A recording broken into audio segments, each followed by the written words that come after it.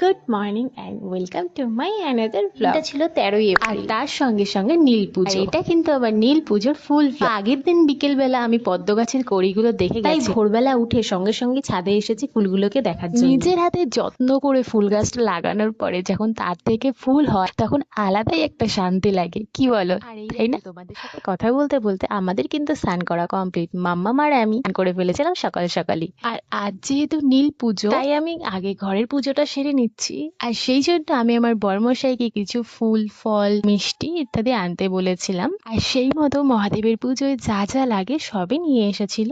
আর এই যে দেখছো ফুল, এইগুলো কিন্তু প্রত্যেকটাই আমার ছাদ বাগানে হয়েছে। গাছ লাগানোর পরে তার পেছনে থাকে কিন্তু অক্লান্ত পরিশ্রম। তার থেকে যখন এত সুন্দর সুন্দর আমরা ফুলগুলো একটা পাই, আলাদাই শান্তি আসে মনে। যারা গাছপালা লাগাতে ভালোবাসে তারা বুঝবে যে এর মর্ম কতটা। আর যারা গাছ না লাগিয়েই ফুলের আশা করে, অন্যের গাছ থেকে টপাস টপাস করে ফুলগুলো ছিঁড়ে তারা এর মর্ম বুঝবে না।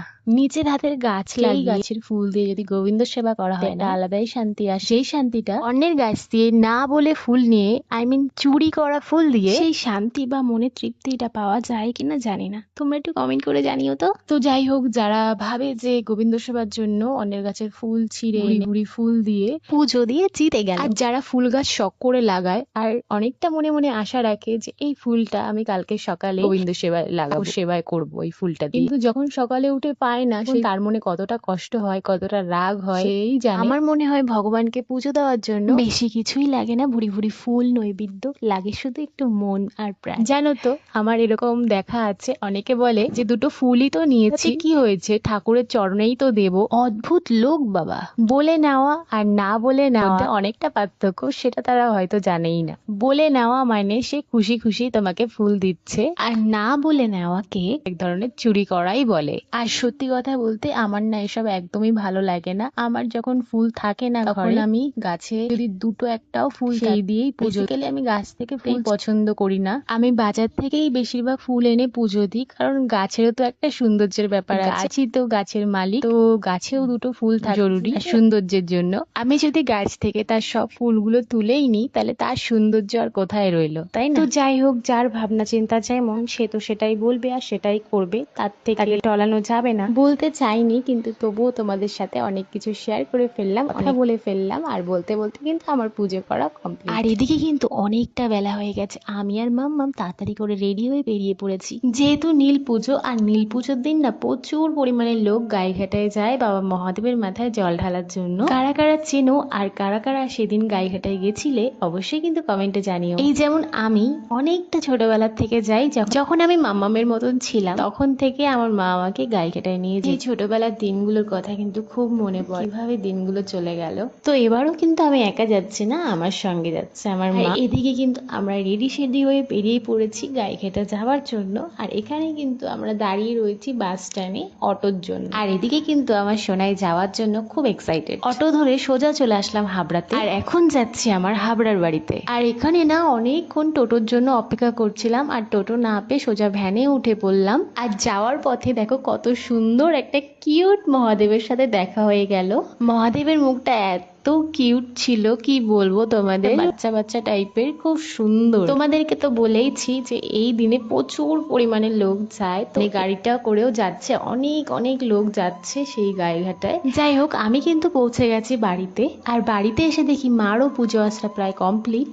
তারপর আর কি, মহাদেবের চরণে প্রণাম করলাম আর বেরিয়ে পড়লাম দুগ্গা দুগ্গা করে গন্তব্যস্থলের জন্য। আর এখন কিন্তু ঘড়ির কাঁটায় বাজে প্রায় 12টা। ভীষণ ভয় লাগছিল, একে তো প্রচুর পরিমাণে রোদ, আর আমরা তো সবাই খালি পায়েই যাচ্ছি। আমাদের বাড়ির থেকে অটো স্ট্যান্ড অনেকটা দূর, বা কোনো গাড়ি যদি ধরি তো অনেকটা দূর যেতে লাগে, সেজন্য আমরা তো যাচ্ছি খালি পায়ে। মাম্মামকে নিয়ে চিন্তা হচ্ছিল বেশি, যেহেতু ছোট মানুষ, আমরাই গরমটা সহ্য করতে পারি না, আর ও কি করে সহ্য করবে সেটাই আমি ভেবে পাচ্ছিলাম না। তোমরাই দেখো এতটা রোদ্দুর যে তাকানো যাচ্ছে না, কিন্তু কিছু করার নেই, যাবো বলে যখন বেরিয়েছি তখন তো যাবোই, মহাদেবের নাম নিয়ে বেরিয়ে পড়লাম। কিন্তু সত্যি কথা বলতে, তোমরা ট্রাস্ট করবে কিনা জানি করবে না, গরম তো এতটা পরিমাণে ছিল, কিন্তু গরমের আমরা অনুভবই করতে পারি। আর মাম্মাম তো যাবে বলে একটা এক্সাইটেড, আর ও খুব আনন্দ আনন্দ করেই যাচ্ছিল। হাঁটতে হাঁটতে কিছুটা যাওয়ার পরেই আমরা একটা লরি পেয়ে গেছিলাম, যেটাতে করে অনেকেই গাইঘাটা যাচ্ছিল আমাদের মতো। আর এই দেখো লরিটায় তো আমরা উঠে পড়েছি, খুব আনন্দ হচ্ছিল, সবাই মিলে একসাথে যাচ্ছিলাম আর বাবা মহাদেবের নাম করতে করতে যাচ্ছিলাম। মামামের তো খুব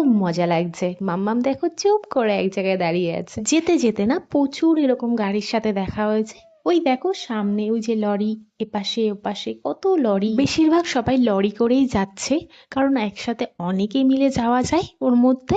এখন তো সবাই গাড়ি করেই যাচ্ছে, কিন্তু আসার পথে সবাই হেঁটে হেঁটে আসবে। অনেকে হেঁটে হেঁটে আসে, আবার অনেকে যারা পারে না তারা গাড়িতে করেও আসে। এটা হচ্ছে সম্পূর্ণ যার যার মনের ইচ্ছা। তো অনেকেই এরকম করে, সোজা গাইঘাটায় বাবা মহাদেবের মাথায় জল ঢেলে ওখান থেকে হাঁটা শুরু করে পুরো হাবড়া পর্যন্ত। হাবড়া একটা শিববাড়ি আছে, ওখানেও জল ঢালে। এতটা পরিমাণে ভালো লাগছিল কি বলবো, সবাই যাচ্ছিল বাবা মহাদেবের নাম করে করে। আর আমরা কিন্তু প্রায় অনেকটাই চলে এসেছি। আমি এখানে আসি অনেক ছোটবেলা থেকে, প্রায় প্রত্যেক বছরই আসা হয়, কিংবা মাঝে হয়তো 2-1 বছর আসা হয়নি। তোমাদের সাথে একটা কথা শেয়ার করি। এবার না আমার অতটা ইচ্ছা ছিল না, কারণ শরীরের কন্ডিশন একটু খারাপ ছিল, তো ঘরেই আর কি দিতাম পুজো। আচ্ছা ঝটপট করে বলে ফেলো তো, এই জায়গাটাকে কে কে চেনো আর কে কে চেনো? তোমরা যারা চেনো বা জানো এই জায়গাটাকে, তারা অবশ্যই কিন্তু একটা কমেন্ট করে যেও। তো যেটা তোমাদেরকে বলছিলাম, আমাদের সকলের মনেই একটা আশা বা ইচ্ছা থাকে সবকিছুরই, আর এসব জায়গায় যাওয়ার জন্য আগে থেকে তো একটু প্ল্যান করাই থাকে। কিন্তু এবার না আমার একদমই মন চাচ্ছিল না। মা আমাকে অনেকবার জিজ্ঞেস করেছিল, আমি প্রত্যেকবারই বলছিলাম যে না এবার আর যাবো না, এবার আমি ঘরেই জল ঢালবো। কিন্তু আগের দিন জানি না কি হলো, আমি যখন রান্না বান্না করছি ঠিক সেই মুহূর্তটায় আমার কেন জানি না মনে হলো যে না, এবার যাব। কোথা থেকে একটা উদ্ভট মন হলো যে না এবার আমাকে যেতেই হবে। তো তখনই সঙ্গে সঙ্গে আর কি দুপুর বেলায় আমি চলে গেছিলাম বাজারে নতুন জামা কাপড় আনতে, কারণ এসব পুজো আশ্রাতে একটু নতুন জামা কাপড় হলেই ভালো হয়। আর তারপরের দিন তো রেডি সেডি হয়ে এই যে বেরিয়ে পড়েছি। আর এইখানে দেখো আমাদের লরিতে একটা বয়স্ক করে লোক যাচ্ছিল, উনি না বাঁক নিয়ে যাচ্ছিল। ওনার লাঠিতে এত পরিমাণে ঘন্টা ছিল, আর ঘন্টাগুলোর ওয়েটও বিশাল। উনি ছিল। এখানে আমাদের বাঘটা বাজিয়ে আর কি দেখাচ্ছিল, আর বলছিল যে এইগুলো আমি অনেক বছর ধরে আর কি 2-3টে করে লাগিয়েছি। কারণ ঘন্টাগুলোর অনেকটাই দাম আছে, 150-200 টাকা করে, তার বেশিও হবে, এক একটার দাম আছে। আর ওই বাঘটা যখন বাজাচ্ছিল না, এত দারুণ লাগছিল, সাউন্ডগুলো অপূর্ব লাগছিল। আর এইখানে দেখো গাড়ির পুরো লাইন পড়ে গেছে, শয়ে শয়ে মানুষ যাচ্ছে বাবা মহাদেবের দর্শন করতে। কিছু কিছু জায়গায় রাস্তাঘাটগুলো না প্রচুর পরিমাণে জ্যাম ছিল, কারণ এই দিনটাতে এত মানুষ মানে ওখানে যাচ্ছে, তো সেই জন্য প্রচুর পরিমাণে জ্যাম ছিল। আর এই বছর না প্রচুর পরিমাণে দেখছি রাস্তার পাশে অনেকে অনেক রকম খাবার দাবার নিয়ে বসে স্টলের মতন, কেউ জল বাতাসা, কেউ ছোলা গুড়, ফল, ঠান্ডা জল, বিভিন্ন রকমের জিনিস নিয়ে বসে। আর এইবারের মতন না আমি দেখিনি এত পরিমাণে লোক বসেছে। কিছুটা গিয়ে গিয়ে তো অনেকে অনেক কিছু মানত করে দেয়, তো এই জিনিসটা না আমি এখানের মতন কোথাও দেখি না। এখানে প্রায় মানুষই বাবা মহাদেবের মাথায় জল ঢেলে যারা হাঁটার প্রস্তুতি নেয়, তারা একটু রোদটা কমলে বেলার দিকে বেরোয়, ওই দুটো তো না 3টে-4টের দিকে বেরোয়। ঠিক ওই টাইমেই যারা আর কি জল ফল ঠল নিয়ে বসেছে মানুষকে দেওয়ার জন্য, তো ওই টাইমটা থেকেই চালু করে। আর এইবার দেখলাম একদম সকাল থেকেই আরম্ভ করেছে এগুলো দেওয়ার জন্য। আমরা যেতে যেতে অনেক জায়গায় দেখছি এরকম ফল, ছোলা বাতাসা দিচ্ছে, অনেক জায়গায় কালারিং জলও দিচ্ছে। আমরা কোনোটাই নিচ্ছিলাম না, কারণ উপোস থেকেই তো বাবা মহাদেবের মাথায় জল ঢালবো, সকাল থেকেও উপোস ছিলাম, তো এখন খেয়ে নিলে তো হয়েই যাবে সব ভঙ্গ। তো অনেকে বলছে আবার জলটা খাওয়া যায়, একেবারে উপোসও দিতে নেই। তো আর কি সবাই আর কি কালারিং জল দেখি খাচ্ছিল। লরিতে আমরা যারা যারা ছিলাম সবাই একটু একটু করে জল খেয়েছিলাম। আর এদিকে দেখো বলতে বলতে আমরা কিন্তু পৌঁছে গেছি গন্তব্যস্থলে। আর এদিকে এক এক করে আমরা লরির থেকে নেমেও পড়েছিলাম। ওই যে দেখা যাচ্ছে বাবার স্থান। আমরা লরির থেকে নেমে হাঁটা শুরু করলাম। প্রত্যেকবার তো ভিড় হয়ই, কিন্তু এইবার মনে হচ্ছে একটু বেশি ভিড় হয়েছে, কারণ একটু বেলার দিকে অনেক বড় বড় বাঁক নিয়ে ছেলেরা ঢোকে। আর এই যে দেখতেই পাচ্ছ বাবার ধাম, আর দেখতেই পাচ্ছ কত লোকের সমাহার, কত পরিমাণে ভিড় হয়েছে। আর এই যে দেখতে পাচ্ছ লাইনটা, এটা কিন্তু একদম রাস্তা ঢুকতেই যে ফলের দোকানগুলো আছে না, যারা যারা এখানে এসেছো তারা দেখতে পারবে, একদম ফলের দোকান অব্দি লাইনটা চলে গেছিল। আমাদের এইবার একটু লেট হয়ে গেছিল, আর এই টাইমটা না একটু বেশি পরিমাণেই ভিড় হয়। অনেকে আবার সকাল সকাল এসেও পুজো আশ্রা দিয়ে নেয়। বাবা মহাদেবের ওখানে জল ঢালতে গেলে যা যা যা জিনিসপত্রের প্রয়োজন হয়, আর এখানে কিন্তু সবই আছে। তোমরা চাইলে এখানে আসতে পারো শেষ দিনগুলিতে। তোমরা চাইলে এখান থেকেও সবকিছুই কিনতে পারো, কারণ এখানে সবকিছুই পাওয়া যায়। বাবার এখানে যা যা প্রয়োজন আমরা তো সব বাড়ি থেকেই নিয়ে এসেছিলাম, তাই আমাদের আর প্রয়োজন হয়নি। শুধুমাত্র একটা বেল ফল নিয়েছিলাম, যেটা আমার কাছে ছিল না। আর আমরা একটু পরে দেখি আরো দুটো লাইন হয়েছে এদিক ওদিক থেকে, তাই দেরি না করে আমরা চটপট স্নানের ঘাটের দিকে এগোচ্ছিলাম। আর তোমাদেরকে তো বললাম এখানে সব রকমের ব্যবস্থাই আছে, শুধু একটু কিছু টাকা দিলে সব রকমের ব্যবস্থা পাওয়া যায়। আর এই যে দেখতে পাচ্ছ স্নান ঘাটের এখানেও অনেকে মাটি নিয়ে বসে, ফুলের মালা ঠালাও নিয়ে বসে। জল হেঁটে যাওয়ার জন্য যদি নেয় তারা এখানে এসে এটির ওপরে মাটি দিয়ে মুখটা বেঁধে নেয় সুন্দর, যাতে জলটা না পড়ে যায়, কারণ যখন হাঁটবে তখন জল পড়ে যাওয়ার ভয় আছে, তাই জন্য আর কি মাটি দিয়ে মুখটা বেঁধে নেয়। আর এখানে তো দুবার স্নান করতে হয়, একবার স্নান করে শুদ্ধ ঘটিতে জল ভরে সেই জল বাবা মহাদেবের মাথায় ঢালতে হয়, আর তারপরে জল ভরে সেই জল নিয়ে অনেকে অন্য কোথাও আবার ঢালে। এটা হচ্ছে যার যার ব্যাপার। আর এটা হচ্ছে দুধ পুকুর, এখানে সবাই না এখানে স্নান সেরে তারপরে বাবা মহাদেবের জন্য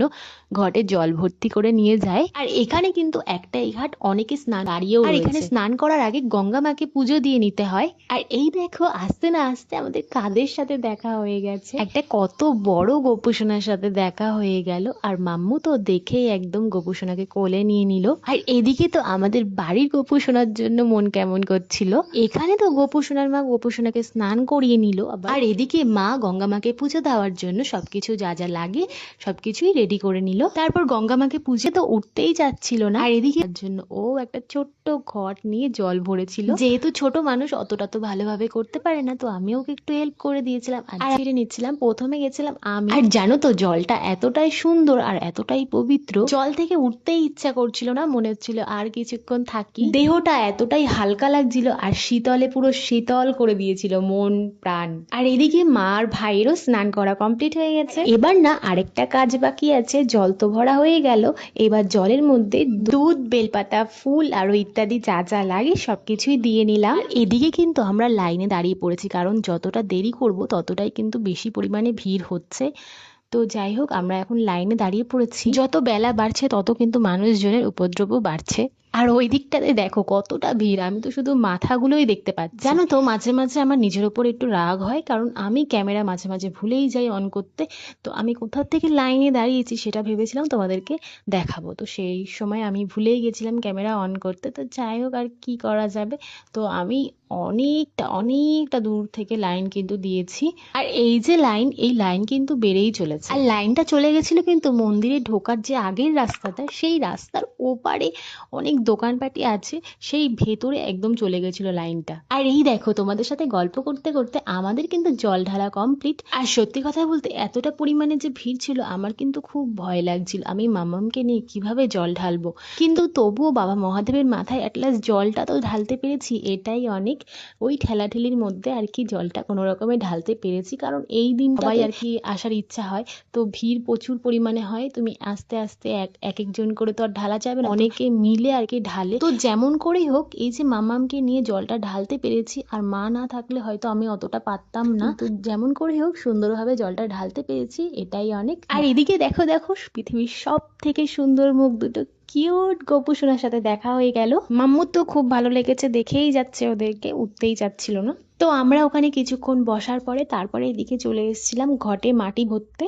এই জলটা নিয়ে যাব আমরা হাবড়ায়, ইচ্ছা আছে কিছুটা হাঁটার। তো তাই জন্য ঘটের মুখটাকে ভালো করে না বাঁধলে জল তো পড়ে যাওয়ার ভয় আছে, তাই মাটি দিয়ে শক্ত করে ঘটের মুখটাকে আটকে নেওয়া হয়। আর এদিকে আমাদের তো ঘটের মুখটা বাঁধা হয়ে গেছে, আর আমরা চলে এসেছিলাম রাস্তার এদিকে।